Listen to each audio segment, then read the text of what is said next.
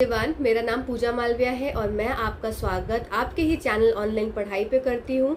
आज का ये वीडियो मेरा पार्ट 2 है, जो कि है एनसीईआरटी क्लास 6 साइंस का, जिसमें हम आज करने वाले हैं एमसीक्यूज। और ये एमसीक्यूज जो हैं वो एनसीईआरटी बेस्ड है, तो आपको आपके अपकमिंग एग्जाम्स में जहाँ जहाँ एनसीईआरटीज पूछी जाती हैं तो बहुत हेल्प मिलने वाली है। साथ ही साथ अगर आपने इसका पार्ट 1, जिसमें कि हमने समरी कवर करी है लगभग 40 मिनट में क्लास 6 एनसीईआरटी बुक की पूरी, वो नहीं देखी है तो लिंक जो है वो डिस्क्रिप्शन बॉक्स में दिया हुआ है, तो आप जाकर उसको ज़रूर देख लीजिएगा। साथ ही साथ आपको ये बताना चाहती हूँ कि अगर आप चैनल पे नए हैं तो चैनल को सब्सक्राइब कर दीजिएगा। आपको इस चैनल पे विज्ञान का कंटेंट बाइलिंगुअल मिलेगा, जिसमें कि आप किसी भी गवर्नमेंट एग्जाम की तैयारी कर रहे हो तो आप इस चैनल से कनेक्ट हो सकते हैं। साथ ही साथ मेरा टेलीग्राम का भी चैनल है ऑनलाइन पढ़ाई के नाम से, तो टेलीग्राम ग्रुप और टेलीग्राम ऑफिशियल चैनल से भी आप जुड़ जाइए। लिंक आपको डिस्क्रिप्शन में मिल जाएगा, साथ ही कमेंट में भी मैं पिन कर दूंगी। चलिए आज का सेशन हम स्टार्ट कर देते हैं और चैनल को सब्सक्राइब जरूर कर दीजिएगा। तो सबसे पहले हम करने वाले हैं क्लास 6 एमसीक्यूज। सारे जो क्लास 6 का एनसीईआरटी हमने पढ़ी है उसी से रिलेटेड ये एमसीक्यूज है।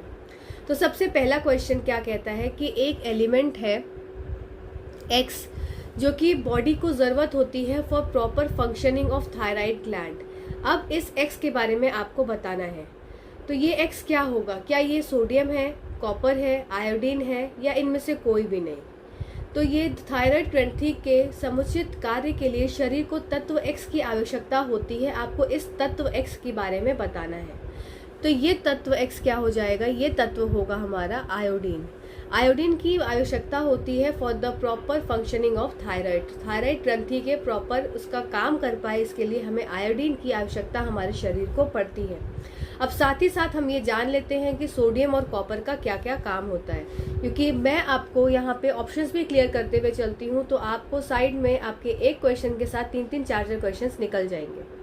तो सोडियम क्या करता है? सोडियम का काम होता है हमारी बॉडी में बॉडी फ्लूइड को मेंटेन रखना। बॉडी फ्लूइड का बैलेंस जो है वो, उसका संतुलन जो है वो बनाकर रखता है। साथ ही साथ ये क्या करता है? इलेक्ट्रोलाइट के बैलेंस को भी मेंटेन करता है। प्लस इसका काम होता है बॉडी के ब्लड प्रेशर को मेंटेन रखना। तो सोडियम का आपने काम देख लिया। अब हम बात करते हैं कॉपर की, कि कॉपर का क्या काम होता है शरीर में, क्यों आवश्यकता होती है हमें कॉपर एलिमेंट की। तो ये क्या करता है? ये हमारी बॉडी में हेल्प करता है आरबीसीज के फॉर्मेशन के लिए। जब आरबीसीज बनेंगी तभी हमारे बॉडी में जो है ब्लड की मात्रा अच्छे एक लेवल पे रहेगी। साथ ही साथ इसका काम होता है नर्व सेल्स को भी मेंटेन रखना। जो नर्व सेल्स हैं हमारे, उसको क्या करता है? उसको भी मेंटेन रखता है। प्लस उसको क्या करता है? बनाने में मदद करता है। साथ ही साथ कॉपर का काम होता है कि हमारे बॉडी के इम्यून सिस्टम को स्ट्रॉन्ग बनाने का। तो ये सारा क्या काम हो गया? ये सब काम हो गया कॉपर का। चलिए अगली स्लाइड की तरफ चलते हैं। Vitamin that helps in clotting of blood, वह विटामिन जो रक्त का थक्का जमाने में सहायता करता है। तो आपको ऐसा विटामिन बताना है जो रक्त के थक्के को जमाने में मदद करता है। अगर ये विटामिन नहीं होगा शरीर में तो आपका ब्लड जो है वो क्लॉट नहीं करेगा और ब्लड कंटिन्यू फ्लो करता रहेगा और किसी भी व्यक्ति की मृत्यु हो सकती है।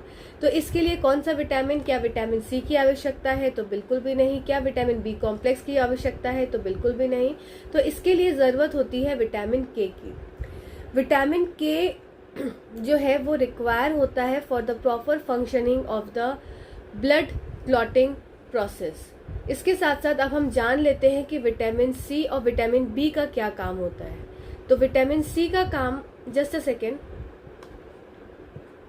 विटामिन सी का काम जो होता है ये हमारे शरीर में अगर कहीं पे घाव हो गया हो तो इसको वुंड को जो है, घाव को क्या है, हील करता है। साथ ही साथ ये क्या करता है? बूस्ट करता है इम्यूनिटी को। अगर किसी का इम्यून सिस्टम वीक है तो उसको डॉक्टर बोलते हैं कि आप विटामिन सी अपने खाने में बढ़ा दें। साथ ही साथ विटामिन सी का एक और बहुत ज़्यादा इम्पॉर्टेंट काम हो जाता है कि हमारे बॉडी में जो आयरन प्रेजेंट है, आयरन जो हमने खाया फूड में, तो उसको ये अवशोषित करने में मदद करता है, मतलब एब्जॉर्ब करने में ये हेल्प करता है। कौन? Vitamin C. विटामिन सी से होने वाला रोग कौन सा होता है? स्कर्वी। विटामिन सी का नाम क्या होता है? इसको बोलते हैं एस्कॉर्बिक एसिड। तो आप देख सकते हैं कि एक क्वेश्चन से मैंने कितने सारे क्वेश्चंस आपके क्लियर कर दिए। तो आप इस चैनल से जरूर जुड़ जाइएगा। ये चैनल छोटा है पर कोशिश कर रहा है चीजों को करने की। चलिए, आपकी हेल्प से ही ये चैनल आगे ग्रो कर पाएगा। तो चलिए आप देखते हैं नेक्स्ट क्वेश्चन। और विटामिन बी कॉम्प्लेक्स के क्या है? बहुत सारे विटामिन होते हैं। विटामिन B1, B2, B3 ऐसे करके बहुत सारे विटामिन होते हैं। अभी जैसे जैसे आगे बढ़ेंगे हम सारे विटामिन भी कवर कर लेंगे। चलिए अगले क्वेश्चन की तरफ चलते हैं। Disease cause due to deficiency of vitamin C. अभी मैंने आपको बताया कि विटामिन सी से होने वाला रोग जो होता है वो कौन सा हो जाता है? ये हो जाता है स्कर्वी। और विटामिन सी का ही नाम क्या मैंने बताया? Ascorbic acid. इसका ये केमिकल नेम है जो कि एग्जाम में पूछा जाता है। ठीक, अब एक बात आती है, विटामिन दो तरीके के होते हैं। एक होता है वाटर सॉल्युबल और एक होता है फैट सॉल्युबल। अब आपका काम है कमेंट सेक्शन में बताने का कि आप मुझे बताएंगे कि विटामिन सी जो है वो कौन सा विटामिन है, कौन सा टाइप ऑफ विटामिन में आएगा, कि ये वाटर सॉल्युबल है कि फैट सॉल्युबल विटामिन है। प्लीज आप कमेंट करके जरूर बताइएगा। अब बात आती है कि हमने इसका आंसर दिया, इसका आंसर हो गया स्कर्वी। नेक्स्ट बात आती है कि मीना माता क्या होता है? ये मीना माता क्या चीज है? तो ये भी एक तरह का रोग है। और ये रोग क्यों हो जाता है? अगर पानी में मात्रा किसकी बढ़ गई? मरकरी की। अगर मात्रा मरकरी की बढ़ गई तब क्या हो जाता है? मीना माता जो है वो एक तरह से रोग हो जाता है। ठीक है, और ये क्या है? ये न्यूरोलॉजिकल डिसऑर्डर है। चलिए अगले की तरफ चलते हैं। मेरास्मस। मेरास्मस क्या है? ये भी एक तरह का, इसको आप बोलेंगे कि माल न्यूट्रिशन है। अब ये माल न्यूट्रिशन जो है ये खाने में पोषण की कमी से होता है। अब ये पोषण जो है वो सिर्फ एक, अगर बोलूं कि मैं प्रोटीन की कमी से हो रहा है तो इसका उत्तर हो जाएगा नहीं। इसमें क्या होगा? इसमें ऑल टाइप्स, ऑल कॉम्पोनेंट्स जो कि फूड में जरूरी होते हैं for the proper maintenance of the body, जिसको बोल देते हैं कि बैलेंस डाइट। अगर किसी बच्चे की डाइट जो है वो बैलेंस नहीं है, मतलब उसको कार्बोहाइड्रेट बहुत मिल जा रहा है या उसको कोई फैट्स बहुत मिल जा रहे हैं पर बाकी चीजें प्रचुर मात्रा में नहीं मिल रही जितनी उसकी बॉडी को आवश्यकता है, तो उसको डिजीज हो जाएगी मेरास्मस। तो मेरास्मस में सारे तरह के कंपोनेंट्स आ जाएंगे जिसमें बोलेंगे protein, carbohydrate, vitamin, fats and minerals, जिसको मैंने याद करवाया है पीवीसी एफएम से। पीवीसी पाइप्स होते हैं, तो पीवीसी का पाइप्स ना होके पीवीसी का क्या बन गया? FM. P for protein, C for carbohydrate, V for vitamin, F for fat, M for minerals. ये सारी चीजें जरूरत होती है। साथ ही साथ इसके साथ हमें जरूरत होती है रफेज की, जो कि हमारे डाइट में डाइजेशन में जो कि हेल्प करते हैं। तो मेरास्मस एक तरह का रोग है जो कि क्या करता है? ओवरऑल लैक ऑफ कैलोरीज अगर किसी के भी भोजन में है तो उसको ये डिजीज हो जाती है, और ये डिजीज पाई जाती है बच्चों में। ठीक है, चलिए अगले क्वेश्चन की तरफ चलते हैं। To retain nutrients in the food before eating one should make sure of. खाने से पहले भोजन में पोषक तत्वों को बनाए रखना, सुनिश्चित करना, ये कैसे पॉसिबल है? क्या फलों और सब्जियों को काटने के बाद धो लें? तो ये बात तो बिल्कुल गलत हो जाएगी कि अगर फल और सब्जी को काटने के बाद धो रहे हैं तो उसके जो विटामिन हैं, जो इम्पोर्टेंट विटामिन है, जो कि शरीर को आवश्यकता है उन चीज़ों की, वो क्या हो जाएंगे? वो धुल जाएंगे। इसीलिए बोला जाता है कि सब्जी को काटने से पहले धो लो, साथ ही साथ फलों को भी काटने से पहले धो लो। नेक्स्ट बात आती है ओवर कुक द फूड। क्या खाने को ओवर कुक करने से उसके विटामिन बचेंगे? तो ये बात भी गलत हो जाएगी कि अगर खाने को बहुत ज़्यादा पका लिया जाएगा तो उसके जो पोषक तत्व हैं वो नष्ट हो जाते हैं। नेक्स्ट उसका ऑप्शन है wash rice and cereals in a lot of water. ठीक है, ये वाटर, बहुत ज़्यादा वाटर में अगर इसको धोएंगे तो भी इसके जो विटामिन हैं वो क्या है? वो खत्म हो जाएंगे। अब इसमें क्वेश्चन में पूछा गया है कि to retain nutrients in food, खाने से पहले अगर न्यूट्रिएंट को भोजन में बचा कर रखना है तो क्या करना चाहिए? तो इसका उत्तर हो जाएगा ऑप्शन नंबर 4 कि चावल या अनाज को उसी पानी में पकाएं जिसमें वे भिगोए गए हों। आप क्या करते हैं कि एक डिश में अगर मान लो यहाँ पे दाल है, दाल को 4 से 5 पानी से धोया और फिर इसको क्या कर देते हैं? भिगो के रख देते हैं। अब ये जो भिगोए हुए पानी में रखा है, अगर इसको भी वापस से वॉश कर देंगे तो क्या होगा, जो सारे इंपॉर्टेंट विटामिन है वो भी वॉश आउट हो जाएंगे। तो इसीलिए बोला जाता है कि जिस पानी में सोख करके रखा जाए किसी भी अनाज को, उसको उसी में पका लिया जाए। चलिए अगले क्वेश्चन की तरफ चलते हैं। यही इसका रीजन मैंने यहाँ पे एक्सप्लेन किया है कि क्योंकि जब आप चावल को भिगोते हैं तो कुछ पोषक तत्व विशेष रूप से पानी में घुलनशील हैं, जैसे कि कुछ जो वाटर सॉल्युबल विटामिन होते हैं वो क्या होते हैं, पानी में घुल जाते हैं। अब ये वाटर सॉल्युबल विटामिन कौन कौन से हो गए, vitamin B and vitamin C. और फैट सॉल्युबल विटामिन क्या है, कीड़ा, KEDA, vitamin K, vitamin E, vitamin D, vitamin A. तो इन पे तो कोई फर्क नहीं पड़ेगा, पर ये जो विटामिन है विटामिन बी और सी, ये क्या हो जाएंगे, धुल जाएंगे, और इससे क्या होगा, हमारे बॉडी में ये विटामिन नहीं पहुंच पाएंगे। और खनिज भिगोने पर पानी में मिल जाते हैं, उन्हें उसी पानी में पकाने से आप पोषक तत्वों के नुकसान को कम कर सकते हैं और उन लाभकारी घटकों को बराबर रख सकते हैं। ठीक है, तो ये इसका रीजन हो गया जो कि मैंने अभी आपको बताया। चलिए अगले क्वेश्चन की तरफ चलते हैं। The direction of movement of sugar in phloem is. Phloem में शर्करा की गति दिशा है, मतलब जो फ्लोएम है, दो तरह के वेसल्स पाए जाते हैं, किसमें, पौधे में। अब ये दो तरह के वेसल कौन कौन से होते हैं, एक जाइलम होता है और एक फ्लोएम होता है। जाइलम का क्या काम होता है, ये इसका काम होता है वाटर और मिनरल्स को कहाँ से लेके आता है, रूट से लेके आता है, कहाँ, अपसाइड, ऊपर की तरफ। ठीक है, फ्लोएम का काम क्या होता है, फ से फ्लोएम और फ से फूड। तो इसका काम होता है कि फूड जब कहाँ बनता है, हमारा लीव्स में बनता है, इस लीव्स से डिफरेंट पार्ट्स ऑफ प्लांट्स पे लेके जाना, ये काम होता है फ्लोएम का। तो अब इसमें पूछा गया है कि मूवमेंट बताना है आपको शुगर का, जो कि फ्लोएम में किस डायरेक्शन में जो है शुगर जो है वो जाएगी, उसका मूवमेंट कैसा रहेगा। तो अब शुगर है, इसका मतलब C6H12O6 है, तो ये क्या है, एक तरह का कार्बोहाइड्रेट है, पहली चीज। दूसरी चीज ये क्या हो गया, ये भोजन हो गया, जो किसने बनाया, प्लांट्स ने बनाया। अब ये किस प्रक्रिया से बनाते हैं भोजन, by the process of photosynthesis. तो ये लीफ ने फोटोसिंथेसिस की प्रक्रिया करी और इसने क्या बना लिया, भोजन बना लिया, C6H12O6। अब ये बाकी पार्ट्स ऑफ प्लांट्स तक पहुंचाना है, तो ये पार्ट्स ऑफ प्लांट्स को पहुंचाने वाले कौन हो गए, फ्लोएम हो गए। अब ये फ्लोएम जो है वो क्या सिर्फ एक ही दिशा में लेके जाएगा खाना, तो ऐसा तो नहीं है, पत्ती हर तरफ है, रूट्स तक भी खाना जाना है, तो ये हो जाता है मूवमेंट बाय डायरेक्शनल, मतलब द्विदिशात्मक। ठीक है, चलिए अगले क्वेश्चन की तरफ चलते हैं। The direction of flow of nutrients in xylem is. अभी मैंने आपको एक्सप्लेन किया कि जाइलम जो है वो क्या लेके जाता है, वाटर और मिनरल्स लेके जाता है। तो ये कहाँ से लेके जा रहा है, मान लीजिए ये मेरा एक पेड़ है और नीचे क्या है, नीचे रूट्स है, तो यहाँ से पानी अंदर गया और पानी ऊपर की तरफ जा रहा है, तो ये कौन सा मूवमेंट हो गया, ये जाइलम वेसल है, और जाइलम वेसल पानी लेके जा रही है इन यूनी डायरेक्शनल, मतलब ये एक दिशा, मतलब ऊपर की तरफ ही जा रहा है, ऊपर से नीचे नहीं आएगा पानी, नीचे से ऊपर की तरफ जाएगा, तो इसको क्या बोल देते हैं, ये यूनी डायरेक्शनल है। ठीक है, चलिए अगले क्वेश्चन की तरफ चलते हैं। Which among the following is biotic component of an ecosystem? एक इकोसिस्टम है, उसमें दो तरह के कंपोनेंट्स पाए जाते हैं।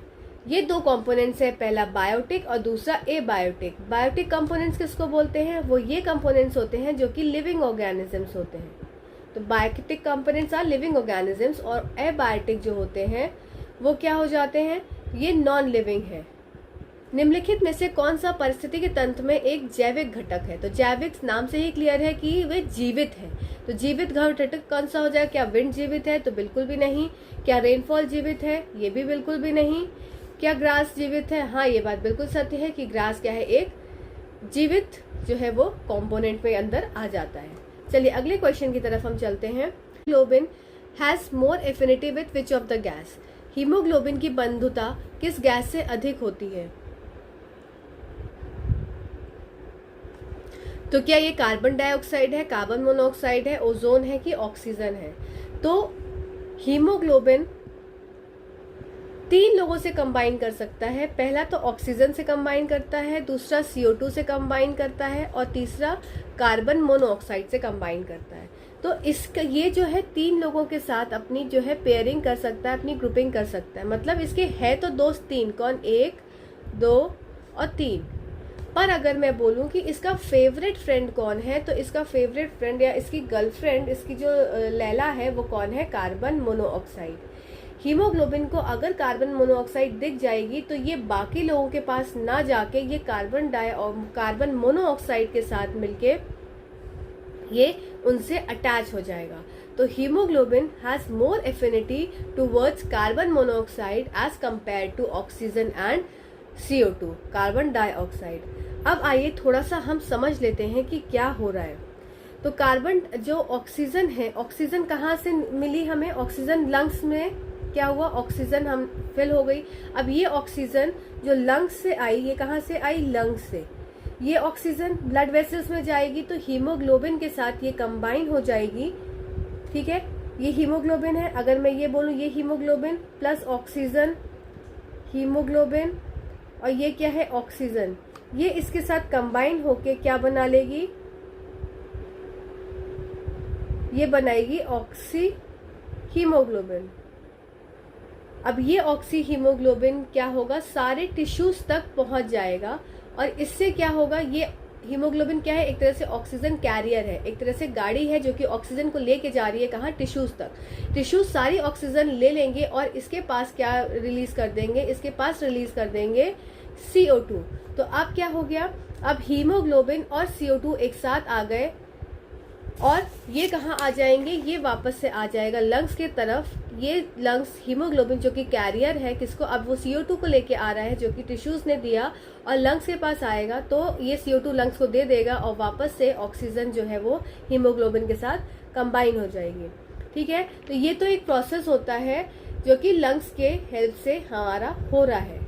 अब बात आती है कार्बन मोनोऑक्साइड की, कि अगर कहीं पे कोई स्मोक है, आपने देखा होगा कि ठंडी के टाइम में अगर अंगीठी जलाए और अंगीठी जलाने के बाद रूम अगर बंद रहता है, ठीक है, रूम अगर क्लोज है, ठीक है, रूम अगर क्लोज है और अंगीठी का जो धुआं है, स्मोक है, वो रिलीज हो रहा है, तो उसके रिलीज होने से क्या होता है, उसके रिलीज होने से, स्मोक के रिलीज होने से निकलती है कार्बन मोनोऑक्साइड। और ये कार्बन मोनोऑक्साइड क्या होता है, हीमोग्लोबिन इसके साथ तुरंत अटैच हो जाता है और क्या बना लेता है, ये बनाता है कार्बोक्सी हीमोग्लोबिन। और ये कार्बोक्सी हीमोग्लोबिन जो है वो सफोकेशन कॉज करता है और अगर तुरंत उसको नहीं ओपन किया जाए और गेट को, और वो कार्बन मोनोऑक्साइड बहुत ज़्यादा प्रचुर मात्रा में हो जाएगी तो क्या हो जाता है, आदमी बेहोश हो जाता है और थोड़े समय बाद उसकी डेथ भी हो जाती है। तो अगर मैं बोलूँ कि मोर एफिनिटी की बात करूँ तो कार्बन मोनोऑक्साइड के साथ ज़्यादा एफिनिटी है as compare to other gases. चलिए अगले क्वेश्चन की तरफ चलते हैं। The solution of iodine is used to test the presence of dash. अच्छा, इसमें आपके कुछ ऑप्शंस रह गए, just a second, previous question पे चलते हैं। बात आती है ओजोन की, कि ओजोन क्या है। तो ओजोन क्या होता है, इसका अगर फॉर्मूला बोलूं तो O3। तो ओजोन आपको याद रखनी है कि 2 तरह की ओजोन है, एक बैड ओजोन है और एक गुड ओजोन है। गुड ओजोन कहाँ है, ये हमारी पाई जाती है स्ट्रेटोस्फीयर पे। इसका काम क्या होता है, ये एक तरह की लेयर बना लेती है स्ट्रेटोस्फीयर पे और जो हार्मफुल यूवी रेज होती है इसको हमारे अर्थ में नहीं एंटर करने देती है, ठीक है। तो ये तो हमारी गुड ओजोन हो गई। अब जो बैड ओजोन है ये हमारी कहाँ प्रेजेंट होती है, ये हमारी प्रेजेंट होती है अर्थ पे और जो कॉज करती है लंग डिजीज को। और ये कैसे कॉज हो रही है, ये ग्राउंड लेवल ओजोन इसको बोलते हैं जो कि बैड है। और इस ओजोन से क्या है, एस्थमा हो रहा है और भी ज़्यादा लंग्स की प्रॉब्लम हो जाती है, ठीक है। और ऑक्सीजन आपको पता है कि हमारे एटमॉस्फेयर में अराउंड 21% ऑक्सीजन प्रेजेंट है। चलिए अगले क्वेश्चन की तरफ चलते हैं। जो हमारा क्वेश्चन बोल रहा है, the solution of iodine is used to test the presence of dash in food. Iodine solution का टेस्ट आपके एग्जाम में बहुत बार पूछा जाता है। तो ये टेस्ट होता है for the presence of starch in food. और टेस्ट का जो कलर है वो आ जाता है आपका ब्लू ब्लैक कलर। अगर स्टार्च प्रेजेंट है तो ब्लू ब्लैक कलर आ जाएगा। मैंने एक वीडियो बनाया है, मेरा एक वीडियो अपलोडेड है चैनल पे, जो कि फूड कंपोनेंट्स ऑफ फूड के नाम से है, और उस कंपोनेंट ऑफ फूड में मैंने फूड टेस्ट भी आपको सारे जो है करवाए हैं। तो आप उस वीडियो को जाकर ज़रूर देख लीजिएगा। मैं लिंक जो है डिस्क्रिप्शन में डाल दूंगी। वो वीडियो का पूरा कंटेंट प्लस उस वीडियो के क्वेश्चन सब आपको उसमें मिल जाएंगे, उस एक वीडियो में कंप्लीट, और बहुत अच्छे से एक्सप्लेन किया है, तो आपको हेल्प मिलेगी। चलिए अगले क्वेश्चन की तरफ चलते हैं। नेक्स्ट क्वेश्चन बोल रहा है कि copper sulphate and caustic soda is used to take the presence of. Copper sulphate और कास्टिक सोडा का उपयोग भोजन में डैश की उपस्थिति लेने के लिए किया जाता है। किसकी उपस्थिति? क्या ये फैट्स है? तो नहीं। लिपिड है? नहीं। तो इसका आंसर हो जाएगा प्रोटीन्स। ये टेस्ट आपके एज सच हैं, आपको याद रखने हैं, इसके जो रिएजेंट्स हैं और साथ ही साथ किस चीज के लिए टेस्ट हो रहा है। नेक्स्ट क्वेश्चन की तरफ चलते हैं। The nutrient X is needed for the growth and repair of the body, along with it is known as body building food. शरीर की वृद्धि और मरम्मत के लिए पोषक तत्व X की आवश्यकता होती है, साथ ही इसे बॉडी बिल्डिंग फूड भी कहा जाता है। तो आपको बताना है कि ये X क्या है। इस तरह के क्वेश्चंस जो है वो सीटेट में बहुत पूछे जाते हैं कि X एक एलिमेंट दे दिया, उसके बाद उसकी क्वालिटीज बता दी, अब आपको वो X बताना है। तो क्या ये कार्बोहाइड्रेट है? तो कार्बोहाइड्रेट बॉडी बिल्डिंग के लिए तो जरूरत नहीं होती, बिल्कुल गलत बात हो जाएगी। क्या ये विटामिन है? तो ये भी बिल्कुल बात नहीं है, विटामिन भी नहीं होते हैं। तो इसका उत्तर हो जाएगा आपका प्रोटीन्स। चलिए अगले क्वेश्चन की तरफ चलते हैं। फिर से एक क्वेश्चन है न्यूट्रिएंट X का। पोषक तत्व X एक पादप उत्पाद है और यह हमारे भोजन का एक आवश्यक घटक है और इसकी मात्रा में जोड़ा जाता है। यह शरीर को बिना पचे भोजन से छुटकारा पाने में मदद करता है। Nutrient X is plant product. ये क्या है? एक पादप प्रोडक्ट है, ठीक है। And is essential component of our food and add to its bulk. तो ये क्या है? ये हमारे जो शरीर में, एक तरह से मैं बोलूं कि ये डाइजेशन में जो है वो हेल्प करता है। तो डाइजेशन में हेल्प करता है रफेज। इसका दूसरा नाम होता है फाइबर, ठीक है। तो इसका उत्तर हो जाएगा रफेज। चलिए अगले क्वेश्चन की तरफ चलते हैं। The chemical name of vitamin B1 is. ये भी क्वेश्चन इस तरह के बहुत ज्यादा पूछे जाते हैं कि केमिकल नेम्स आपको पूछे। तो ये आपको कंपोनेंट ऑफ फूड में मैंने प्रॉपर आपको फैट्स, आपको कार्बोहाइड्रेट्स, आपको प्रोटीन्स, उसमें विटामिन, मिनरल्स, सारा कुछ बहुत अच्छे से एक्सप्लेन किया है। तो आप जरूर देखिएगा उस वीडियो को। तो विटामिन B1 का क्या होगा केमिकल नेम? एस्कॉर्बिक एसिड किसको बोलते थे? विटामिन C को बोलते थे। साइनोकोबैलामिन क्या हो जाएगा? विटामिन B12 हो जाएगा। राइबोफ्लेविन विटामिन B1 हो जाएगा, sorry vitamin B2। Vitamin B1 क्या है? विटामिन B1 है थायमिन, ठीक है। चलिए अगले क्वेश्चन की तरफ चलते हैं। Cotton plant grow in which type of a soil. अब आपको पूछा गया है कि जो कपास का पौधा है वो किस प्रकार की मिट्टी में उगता है। तो ये उगता है आपका black soil and warm climate. मतलब कपास के पौधे को उगने के लिए कौन सी सॉइल चाहिए? काली मिट्टी चाहिए, और साथ ही साथ जो क्लाइमेट है वो गर्म चाहिए। चलिए अगले क्वेश्चन की तरफ चलते हैं। The process of separating of fibres from seed is known as. बीज से रेशों को अलग करने की प्रक्रिया कहलाती है। तो क्या ये स्पिनिंग है, सॉर्टिंग है, गिनिंग है, ये क्या कहलाती है? Process of separating fibre from seed. तो कॉटन की सीड है। अब कॉटन की सीड से, जब देखो कॉटन का सबसे पहले क्या होता है? कॉटन का प्लांट होता है। कॉटन का प्लांट जब मैच्योर हो जाता है तो उसकी सीड जो है वो बर्स्ट कर जाती है, टूट जाती है। ये प्रक्रिया मैं आपको बता रही हूँ। ये बर्स्ट कर जाती है तो कॉटन जो है वो दिखने लगती है। अब यहाँ से क्या है? कॉटन को इसको रिमूव आउट किया जाता है, और रिमूव आउट करते हैं किस प्रोसेस से? इस प्रक्रिया को बोलते हैं गिनिंग, जिसको बोलते हैं हिंदी में ओटाई, ठीक है। इस प्रोसेस को बोलते हैं गिनिंग। तो फाइबर्स, सीड से फाइबर्स को निकालना, रेशो को निकालना कॉटन के, इस प्रोसेस को बोल देंगे ओटाई, ठीक है। चलिए अगले क्वेश्चन की तरफ हम चलते हैं। ये मैंने पूरा प्रोसेस यहाँ पे बताया है, आप देख सकते हैं। The process of making yarn from fibre. अब देखो सबसे पहले क्या हुआ, आप इस चार्ट को देखिए। कॉटन रोल है, मतलब कॉटन सीड है एक तरह से। तो कॉटन सीड से क्या बना? फाइबर निकाला। इस प्रक्रिया को बोला गिनिंग, ओटाई। अब फाइबर से बन गया यार्न, मतलब अभी क्या था? ये रेशा था। रेशा से क्या बन गया? धागा बन गया। तो तो ये क्या है, ये बोलते, इस प्रक्रिया को बोलते हैं स्पिनिंग। ठीक है, फिर यार्न से बन गया फैब्रिक, अब धागे से क्या बन गया, एक कपड़ा बन गया। ठीक, तो इस प्रोसेस को बोलते हैं निटिंग या वीविंग के द्वारा। चलिए अगले क्वेश्चन की तरफ हम चलते हैं। नेक्स्ट क्वेश्चन बोलता है, आप कमेंट करके ज़रूर बताइएगा कि आपके कितने क्वेश्चन ठीक हुए, और आप लाइक ज़रूर करिएगा वीडियो को, क्योंकि एक लाइक बहुत मोटिवेशन देके जाता है। चलिए आगे देखते हैं। The method that is use to separate stones from rice. आपने घर में देखा होगा मम्मी लोगों को सेपरेट करते हुए कि वो चावल बिनती हैं और स्टोन्स जो है वो अलग कर देती है। तो इस प्रक्रिया को क्या कहते हैं, इस प्रक्रिया को बोलते हैं हैंड पिकिंग। ये बहुत ही आसान क्वेश्चन था। अब बात आती है थ्रेशिंग और विनोइंग की, तो इसको अभी हम आगे क्वेश्चंस में कवर करते हैं। Dash is the method used to separate grains from stalk, where the stalks are beaten to free the grain seed.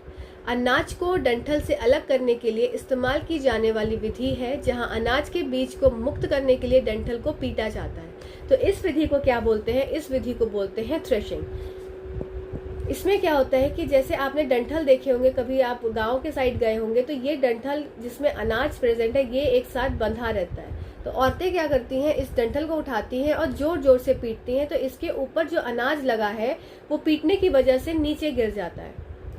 ठीक है, तो इसी प्रक्रिया को थ्रेशिंग बोलते हैं, और ये सीटेट का मोस्ट फेवरेट क्वेश्चन है, ये बार बार सीटेट वाले पूछते हैं। चलिए अगले क्वेश्चन की तरफ चलते हैं। थ्रेशिंग को हिंदी में ताड़ना बोलते हैं। ठीक है, ताड़ते हैं। विनोइंग क्या हो गया, जिसमें कि सूप से, आपने देखा होगा सूप से फटकारते हुए अनाज को, ये भी हम आगे क्वेश्चन में कवर कर रहे हैं। नेक्स्ट क्या है, वह विधि है जिसका उपयोग मिश्रण के भारी और हल्के घटकों को हवा द्वारा या उड़ाकर अलग करने के लिए किया जाता है। तो इस प्रक्रिया को बोलते हैं विनोइंग, जिसमें क्या है, औरतें जो है वो एक सूप होता है, उस सूप में अनाज को भर लेती हैं और यहाँ खड़ी हो जाती हैं इस पोजीशन पे, और यहाँ से हवा जिस डायरेक्शन से आ रही होती है उसके ऑपोजिट वो खड़े होके उसको ऐसे हिलाती हैं। तो जो अनाज है वो नीचे गिरता रहता है, वो यहाँ कलेक्ट हो जाता है, और जो उसका जो धान है, उसका जो फास वगैरह है, जो भूसा है, वो क्या है, वो उड़ के दूर चला जाता है हवा की मदद से। तो इस प्रक्रिया को बोल देते हैं विनोइंग। अगला क्वेश्चन है, the process of separating oil from liquid. वो प्रक्रिया जिसमें तेल को तरल से अलग करने वाली प्रक्रिया क्या कहलाती है। तो मैंने इसलिए डायग्राम लगाया है जिससे कि आपको इजीली कनेक्ट हो पाए और समझ पाए। देखिए नीचे क्या है, सैंड है, ऊपर क्या है, पानी है। अब नीचे जो बैठ गया, ये क्या हो गया, ये सेडिमेंट हो गया। इस प्रोसेस को कहते हैं सेडिमेंटेशन, कि जो हेवियर सब्सटेंस है वो क्या है, नीचे बैठ जाता है, और लाइटर जो है वो ऊपर रह जाता है, और नीचे वाले को निकालने की प्रक्रिया जो है वो सेडिमेंटेशन प्रोसेस है। अब ऊपर से अगर मैंने ये सेडिमेंट तो नीचे बैठ गया, अब देखिए पानी को अलग इस बीकर में इकट्ठा कर दे रहे हैं, तो ये ऊपर से जो निकालने वाली प्रक्रिया है इसको डिकैंटेशन बोलते हैं। जो सेटल हो गया, सेडिमेंट मतलब सेटल, SSS, तो सेटल हो गया वो सेडिमेंट है, ऊपर से जो निकाल लिया वो डिकैंटेशन है। The process of separating oil from liquid, ये हो जाएगा आपका ऑयल फ्रॉम लिक्विड, ये हो जाएगा डिकैंटेशन। अगर ये मान लो वाटर की जगह ऑयल है प्रेजेंट और नीचे वाटर है, तो ये ऊपर ऑयल तो तैरने लगेगा ऊपर पानी के, तो इसको इस तरीके से निकाल लेंगे इस प्रक्रिया की हेल्प से, और ये क्या हो जाएगा, decantation. X is the component that settles down when mixed in a liquid and is separated by the process of। और X कोई क्या है, कंपोनेंट है, एक घटक है जो किसी तरल में मिश्रित होने पर नीचे बैठ गया है, और इसे किस प्रक्रिया द्वारा निकालेंगे। तो X क्या है, अगर देखते क्या शुगर है, तो शुगर तो मिक्स हो जाएगी, तो बिल्कुल भी नहीं, शुगर इनफिल्ट्रेशन ये भी नहीं होगा। तो इसका उत्तर हो जाएगा सॉइल, कि सॉइल तो नीचे बैठ जाएगा, और इस प्रक्रिया को हम कैसे निकाल सकते हैं, हम सेडिमेंटेशन की प्रक्रिया से निकाल सकते हैं, जिसको बोलते हैं अवसादन। ठीक है, अवसादन प्रक्रिया और मिट्टी इसका उत्तर हो जाएगा। अगला क्वेश्चन है, the process by which salt is separated from sea. आपने देखा होगा कि अगर जो समुद्री इलाके हैं वहाँ पे बड़े बड़े ऐसे गड्ढे कर दिए जाते हैं बीच बीच में, जहाँ पे जो बीचेस होते हैं वहाँ पे, उसमें क्या होता है, यहाँ पे पानी भर दिया जाता है, पूरा पानी इस गड्ढों में भर दिया जाता है और उनको छोड़ दिया जाता है। तो थोड़े समय के बाद क्या होता है, पानी जो हो जाता है वो इवेपोरेट हो जाता है, और उसकी जगह पे यहाँ पे सॉल्ट के टीले इकट्ठे हो जाते हैं। तो ये क्या हो जाएगा, ये प्रोसेस हो जाएगा इवेपोरेशन, मतलब कि ऐसी प्रक्रिया जहाँ पे सॉल्ट को सेपरेट करते हैं सी वाटर से, सी से नहीं सी वाटर से, इस प्रक्रिया को बोलते हैं। किस प्रक्रिया के द्वारा करा जाता है? वो इवेपोरेशन, वाष्पीकरण के द्वारा किया जाता है। अगले क्वेश्चन की तरफ चलते हैं हमारा। X is a type of a plant with green and tender stems and are short and do not have many branches. तो वो X कौन सा जो है वो किस तरह का जो है पौधा है? तो क्या वो श्रब है, क्या वो हर्ब है, क्रीपर है? तो श्रब तो थोड़े बड़े हो जाते हैं, तो इसका उत्तर हो जाएगा X जो है एक हर्ब है। चलिए अगले क्वेश्चन की तरफ चलते हैं कि X एक प्रकार का पौधा है जिसके तने कमजोर होते हैं, जो सीधे खड़े नहीं हो सकते बल्कि जमीन पर फैल कर चलते हैं। तो ये X क्या है? ये X हो जाएगा आपका क्रीपर, मतलब क्रीप, रेंग रेंग के चल रहे हैं, ठीक है, रेंग रेंग के चल रहे हैं, ये हो जाएंगे क्रीपर्स। चलिए अगले क्वेश्चन की तरफ चलते हैं और आप मुझे बताएंगे कमेंट सेक्शन में कि क्रीपर का एग्जाम्पल क्या है, ठीक है। चलिए अगले क्वेश्चन की तरफ चलते हैं। Identify those are not stem. आपको ये देखना है, आप नॉट वाले क्वेश्चन में तुरंत एक सर्कल बना लीजिएगा जिससे कि आपका क्वेश्चन गलत नहीं होगा। अगर आप चैनल पे नए हैं तो सब्सक्राइब कर दीजिएगा, और भी लोगों को आप इस चैनल से जोड़ सकते हैं। आपको यहाँ पे एनसीईआरटी का कंटेंट, साइंस का बाइलिंगुअल देखने को मिलता है, साथ ही साथ एनसीईआरटी प्लस एससीईआरटी। चलिए अब हमको देखना है कौन सा स्टेम नहीं है, ठीक है। तो इसका मतलब हमको क्या खोजना है? हमको ऐसे खोजने हैं जो कि कौन हो? रूट्स हो। तो जिंजर, ठीक है, जिंजर हमको रूट्स खोजना है, ठीक है। तो जिंजर तो स्टेम है, पोटैटो भी स्टेम है, रेडिश एक रूट है, तो ये हमारा ऑप्शन गलत हो जाएगा। जिंजर आ गया, फिर ये गलत हो गया। अब स्वीट पोटैटो और पोटैटो एक स्टेम है, तो ये भी गलत होगा क्योंकि हमको तो रूट छाटना है। तो ऑप्शन नंबर 4 हमारा कैरेट, स्वीट पोटैटो और टर्निप, ये इसका सही उत्तर हो जाएगा। अब आप एक अपने पेपर पे नोट कर लीजिए एक इम्पॉर्टेंट चीज कि आपको एग्जाम में स्टेम्स और रूट जो है हर साल पूछा जाता है। तो ये स्टेम्स आप नोट कर लीजिए, इन्हीं से मेरे से क्वेश्चन जो है घूम घूम कर आता है। स्टेम हो जाएगा जिंजर, पोटैटो, टर्मरिक, ठीक है। अब रूट्स में क्या क्या आ जाएगा? देखो रेडिश, कैरेट, ठीक है, फिर साथ साथ स्वीट पोटैटो। देखो पोटैटो तो स्टेम है, पर स्वीट पोटैटो जो है वो क्या हो गया? रूट हो गया, ठीक है। और लास्ट आया टर्निप, बीटरूट। तो ये सब क्या हो जाएगा? ये सब रूट्स में आ जाएंगे। तो ये आप एग्जाम्पल जो है वो एक बार आप नोट करके रख लीजिए अपने कहीं पे भी साइड में, ठीक है। चलिए अगले क्वेश्चन की तरफ हम चलते हैं। The grass has which type of a root. अब आपको क्लास 6 की एनसीईआरटी में एक टॉपिक दिया है जिसमें कि है कि टाइप्स ऑफ अ रूट। तो ये भी मैंने एक अच्छे से एक्सप्लेन किया है, तो आप जाकर प्लेलिस्ट को ज़रूर स्क्रॉल कीजिएगा और उसमें आपको तरह तरह के वीडियोस आपको मिल जाएंगे। तो ग्रास में किस तरह की जो रूट्स होती हैं वो होती हैं फाइब्रस रूट्स, ठीक है। और ग्रास का पौधा है, तो इसमें देखिए ग्रास का पौधा ऐसा है, इसका ये जो है लीव्स ऐसी है, तो इसमें जो लीफ हो जाती है उस वो किस तरह की हो जाती है? Parallel venation. इसमें शिरा विन्यास किस तरह का देखने को मिलता है? पैरेलल, समानांतर, ठीक है। रेटिकुलेट जो जालिका रूपी नहीं होता, पैरेलल होता है, और फाइब्रस रूट्स पाई जाती हैं। चलिए अगले क्वेश्चन की तरफ चलते हैं। The female part of a flower is. फूल का मादा भाग क्या कहलाता है? क्या ये पिस्टिल है, क्या ये स्टेमेन है, पुष्प केसर है, शैली है, या कोई भी नहीं? तो इसका उत्तर हो जाएगा पिस्टिल। क्यों? क्योंकि pistil is a female part of a flower, और पिस्टिल किस किस चीजों से बना होता है? स्टिग्मा, स्टाइल और तीसरा ओवरी, ठीक है। पिस्टिल बना होता है। स्टेमेन में क्या हो जाएगा? एंथर और फिलामेंट। स्टाइल क्या है? स्टाइल एक पार्ट हो गया किसका? पिस्टिल का। चलिए अगले क्वेश्चन की तरफ चलते हैं। Ovules changes into. ये भी बहुत बार पूछा जाता है क्वेश्चन कि ओव्यूल्स किस में परिवर्तित हो जाता है? अंडाणु बदल जाता है। तो ओव्यूल्स हमेशा जो है वो सीड्स में, ओव्यूल्स जो है वो सीड्स में बदलता है। ओवरी जो है वो फ्रूट्स में चेंज हो जाती है, ठीक है, ये आपको याद रखना है। चलिए अगले क्वेश्चन की तरफ चलते हैं। The part of a flower ovary changes into, अभी मैंने आपको लास्ट में बताया कि ये किस में हो जाएगी, फ्रूट्स में चेंज हो जाएगी। अगले क्वेश्चन की तरफ चलते हैं। Select the unisexual flower among the following, ये भी हर बार मोस्ट इंपॉर्टेंट क्वेश्चन में एक क्वेश्चन है सीटेट का।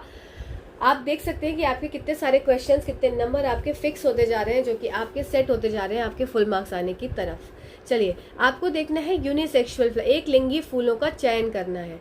तो देखो सबसे अच्छा तरीका होता है एक लिंगी और द्विलिंगी फूलों को जो है छांटने का। जितने फूल सुंदर देखने में हैं वो सारे द्विलिंगी हो जाएंगे, और जो एक नॉर्मल सा प्लांट है वो एक लिंगी हो जाएगा। जैसे अब आप रोज कैसे सोच सकते हैं, तो रोज कैसा सुंदर पौधा है, तो ये एक लिंगी नहीं है, आपको यूनिसेक्सुअल सिलेक्ट करना है।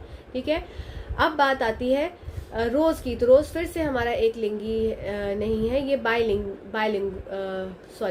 बाइसेक्सुअल है। ठीक है, लिली भी हमारा बाइसेक्सुअल है, सुंदर है देखने में। रोज हमारा हिबिस्कस, ये सब क्या है, ये सुंदर सुंदर है। ठीक है, ब्रिंजल का भी आपने फूल देखा होगा, बहुत सुंदर होता है। अब बात आती है यूनिसेक्सुअल की, तो कोकोनट का पौधा बहुत बड़ा सा जाड़ा सा एकदम, पपाया का भी कुछ ऐसा खास नहीं होता है, देखने में ठीक ठाक है पौधा, और पंपकिन का भी ठीक ठाक। तो इसका उत्तर हो जाएगा ऑप्शन नंबर 2। अब आपको याद रखने वाली चीज ये है, आपको इसके एग्जाम्पल्स याद रखने हैं, जो मेन एग्जाम्पल्स हैं यूनिसेक्सुअल और बाइसेक्सुअल के। तो यूनिसेक्सुअल के एग्जाम्पल हो जाएगा जैसे कोकोनट है, पपाया है, वाटरमेलन है, कुकुम्बर है, मेज है, पंपकिन है, ये सब यूनिसेक्सुअल एग्जाम्पल्स हैं। बाइसेक्सुअल में सारे सुंदर सुंदर पौधे, rose, lily, tulip, sunflower, tomato, hibiscus, brinjal, mango, lily, ये सब क्या हो गए, बाइसेक्सुअल के एग्जाम्पल्स हो गए। चलिए अगले क्वेश्चन की तरफ चलते हैं। Which of the following set comprises liquid which are poor conductor of electricity, तो इसका उत्तर हो जाएगा फर्स्ट। अब देख लेते हैं इसका उत्तर फर्स्ट क्यों होगा।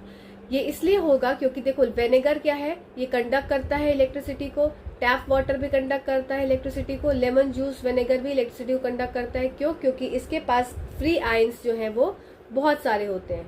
ठीक है, पर शैम्पू में जो है वो फ्री आयंस नहीं प्रेजेंट होते हैं, वेजिटेबल ऑयल में फ्री आयंस नहीं प्रेजेंट होते हैं, और डिस्टिल वाटर में फ्री आयंस नहीं प्रेजेंट होते हैं। तो इसका उत्तर ऑप्शन नंबर 1 हो जाएगा। अगले क्वेश्चन की तरफ चलते हैं। Y is man made fibre obtained from natural source, what could be Y. Y क्या है, एक मैन मेड फाइबर है। ठीक है, वाई जो है वो प्राकृतिक स्रोत से प्राप्त मानव निर्मित फाइबर है। अब वाई क्या है, तो वाई आपका क्या हो जाएगा, वाई हो जाएगा आपका रेयन। तो रेयन क्या है, एक तरह का नेचुरल सोर्स से ये आपको मिलता है, मतलब ये नेचुरली जो है वो मिलता है, पर ये क्या है, man made, natural man made fibre है। अब नेचुरल कहाँ से मिलता है, वुड पल्प से। ये एग्जाम में पूछा जाता है कि रेयन कहाँ से प्राप्त होता है, वुड पल्प से प्राप्त होता है, जो कि नेचुरल सोर्स है, पर बनाता कौन है, मैन मेड है ये। ठीक है, नेक्स्ट क्या है, जूट। जूट देख लेते हैं, तो जूट क्या है, जूट पौधे से, जूट प्लांट से जूट मिलता है। जूट प्लांट जब मैच्योर हो जाता है तो उसको क्या करते हैं, जूट के पूरे तने को पानी में बहुत दिन तक भिगो कर रखते हैं। इससे क्या होता है, रेशा अलग हो जाता है और तना अलग हो जाता है। फिर ये क्या हो गया, जूट प्लांट की जो प्रोसेस पूरा हो गया। ठीक है, बात आती है एक्रेलिक। एक्रेलिक एक तरह का सिंथेटिक फाइबर है जो कि बना होता है सिंथेटिक पॉलीमर्स एक्रिलोनाइट्राइल से। ठीक है, ये एक्रेलिक इससे बना होता है। नेक्स्ट बात आ जाती है नायलॉन। नायलॉन क्या है, nylon is man made synthetic fibre. अब देखो दो चीज याद करने वाली है। पहली चीज कि रेयन क्या है, रेयन मैन मेड, ये याद करने वाली आता है, मैन मेड नेचुरल फाइबर है ये। ठीक है, और नायलॉन क्या है, नायलॉन भी मैन मेड है, पर ये सिंथेटिक फाइबर है। ठीक है, चलिए बस इतने ही क्वेश्चंस थे हमारे 31 क्वेश्चंस। तो आप जो है कमेंट सेक्शन में जरूर बताइएगा कि आपके कितने क्वेश्चंस ठीक हुए, और आप चैनल से जरूर जुड़े रहिएगा, वीडियो को लाइक करिएगा, शेयर करिएगा, और अपने दोस्तों तक भी इस वीडियोस को पहुंचाइएगा। Thank you so much watching this video, thank you.